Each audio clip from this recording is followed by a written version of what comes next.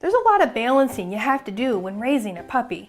You have to balance how to get your own stuff done while tending to all the puppy's needs. You have to balance how to get him out for important exposure sessions while keeping him safe from disease. And you have to balance how to get him some much needed exercise, but in a way that's safe for his growing joints. Now, the good news is that I can help you with all of that. I have videos on those first two topics of exposure and getting your own stuff done, but today's topic is all about exercise.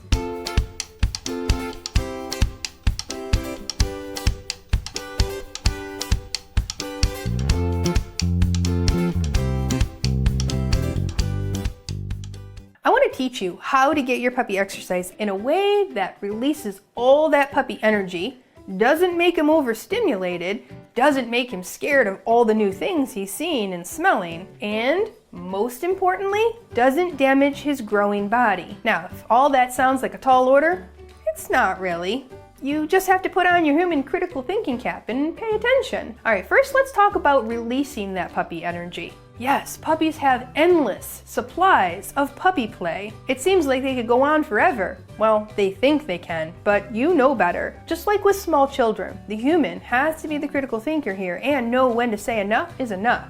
And frankly, you'd be surprised at how short enough is. For most puppies around 8 weeks old, they're usually awake for about an hour to an hour and a half between naps. Now we call that the wake window. Now there are some must-do activities for each of your puppy's wake windows, and one of them is exercise, but definitely not for the entire wake window. So to be honest, exercise sessions might only last about 10 minutes. Yep, you heard me right, just 10 minutes. Let me explain. So exercise gets the heart pumping, and that's great for a puppy, but we do not want a puppy at maximum heart rate for very long. Puppies can get overstimulated very quickly, and a rapid heart rate for an extended time usually leads to extra overstimulation. Now that means we want exercise sessions to be a balance of some good heart pumping and some more calming activities. So for example, let's talk about a game of fetch. If your dog likes it, it's a good game to play within the wake window, but keep it to about 10 minutes or less. And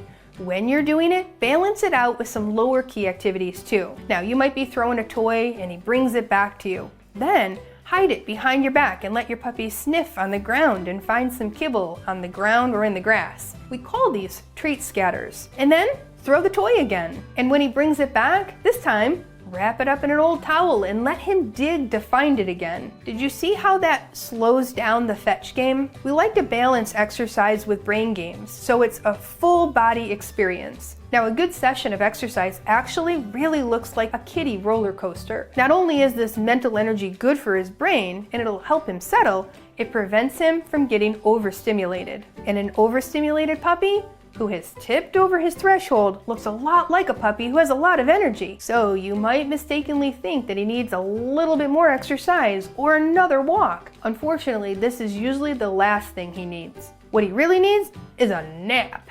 And if you're not sure how to tell the difference, look at the schedule. So if he's towards the end of a wake window, recommended for his age, you're probably misreading his body language and it's actually time for a cool down and then a nap. The other thing about exercise is that it should be positive. Now, if you've been watching my other videos and you know the importance of exposing him to new things in the critical window, you might be ready to throw open the door and head out into the big world. Not so fast, please. Remember, for these experiences to have the desired effect of desensitization, they need to be positive. That means taking it slow, watching his body language, and letting his emotions set your pace. If you're going out on a walk and he puts on the brakes, don't force him. He's telling you he's not comfortable with that environment just yet. And if you're showing him all the people walking in and out of the grocery store from the car and he won't take treats, it's actually time to head home. He's telling you he's not ready or he's too close. Listen to him. It will go much better for both of you. Now, I want to have a serious talk with you about one of the biggest safety concerns I see with young puppies. It's over-exercise. You see, young puppies have growing bodies and their growth plates are not fully formed until they're about 18 months of age. Prior to that age, they are soft, like cartilage. Now that means they can be easily damaged. Damage to growth plates occurs with excessive repetitive movement.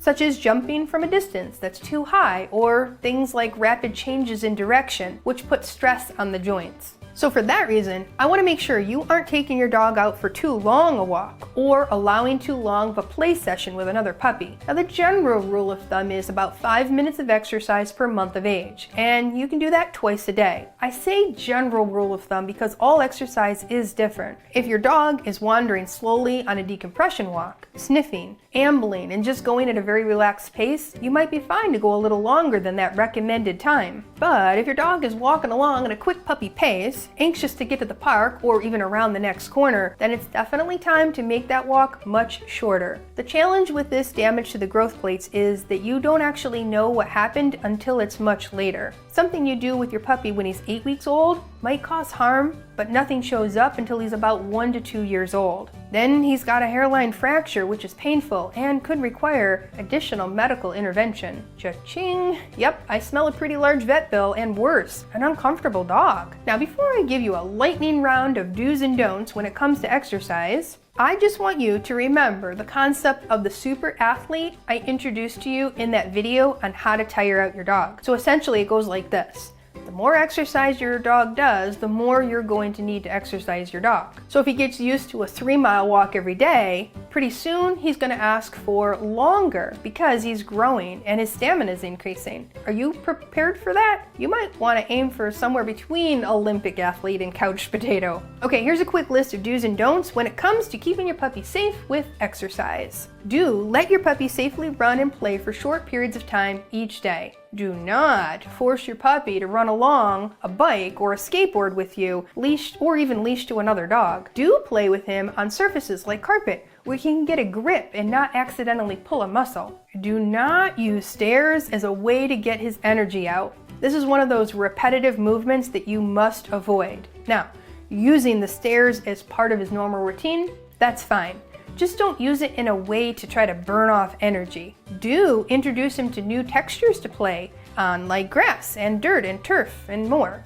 Do not use laser pointers. These can create light obsession in dogs, which is impossible to extinguish. And finally, do add in lots of mental stimulation during the high energy play. That balance is so good for your dog. Oh, and another big must-do, offer a cool-down period after exercise. Now this could be licking or chewing or sniffing, but it's a requirement to help your dog transition to a lower level of activity, like a nap or a training session. And if you're picking up what I'm putting down and you're loving this stuff, hit the bell and subscribe because there's more great stuff like this coming your way. And if you'd like to show our hardworking team some love, you can use that super thanks feature below.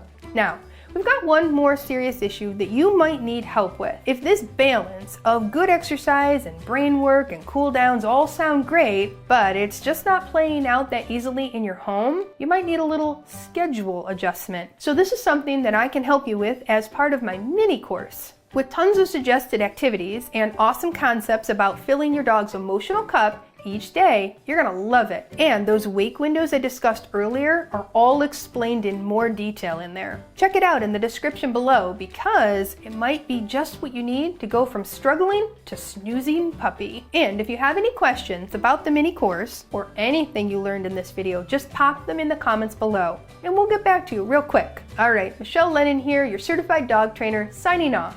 See you next time.